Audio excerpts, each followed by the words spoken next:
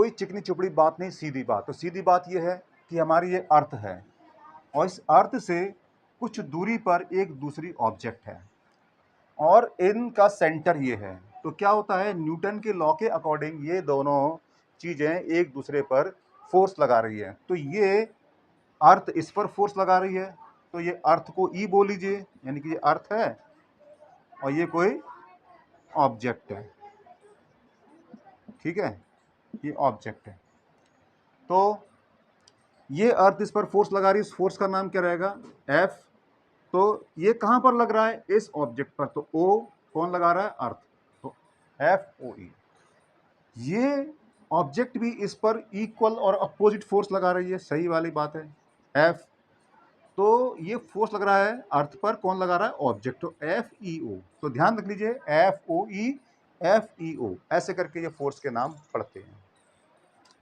अब है क्या, बात क्या बताना चाहता हूं कि चलो ये तो सब जानते हैं, लेकिन क्या हो अगर ये बॉडी इसके पास आए धीमे धीमे धीमे और इससे टच कर जाए, तो कंडीशन कुछ ये होगी, ये टच कर गई। तो अब इस कंडीशन में क्या होगा, इस कंडीशन में क्या होगा कि पहले की तरह फोर्स लग रहे हैं, वो तो लगेंगे लगेंगे। ठीक है, यानी कि एफ ई ओ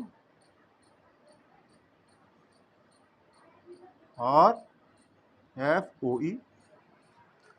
अब क्या होगा, ये अर्थ के सरफेस पर बिल्कुल टच कर गई है।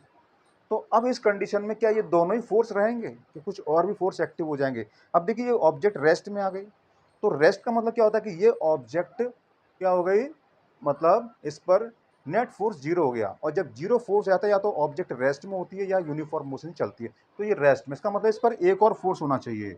तो देखो इस पर एक फोर्स कैसे होगा, ये इधर साइड में होगा। इस फोर्स का क्या नाम दे सकते हो, ये नॉर्मल फोर्स नाम दे सकते हो, नॉर्मल। ठीक है, और ऐसे ही ये भी ऑब्जेक्ट भी, यानी कि ये नॉर्मल फोर्स कौन लगा रहा है, अर्थ लगा रही है।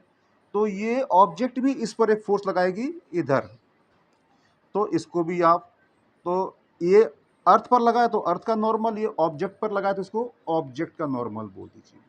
ठीक है, तो ऐसे करके ये दोनों फोर्स लग रहे हैं तो ये भी रेस्ट में आ गई, ये दोनों फोर्स लग रहे हैं तो ये भी रेस्ट में है। समझ में आ गई बात।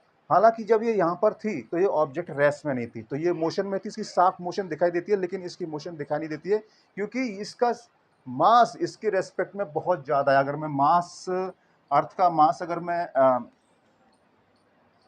एम मान लूँ, एम ई, और इसका एम मान लूँ, तो आप ऐसे कह सकते हो।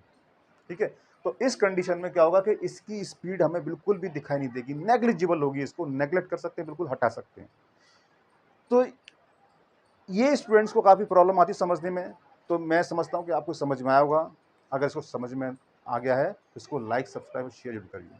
तो इस प्रकार की जो प्रॉब्लम होती है स्टूडेंट्स को बहुत कन्फ्यूजन करती है, तो इस कन्फ्यूजन को मैंने दूर कर दिया है। आई होप कि आपको समझ में आया होगा। अगर समझ में आ गया है तो इसको लाइक, सब्सक्राइब और शेयर जरूर कर दीजिए। वीडियो देखने के लिए धन्यवाद।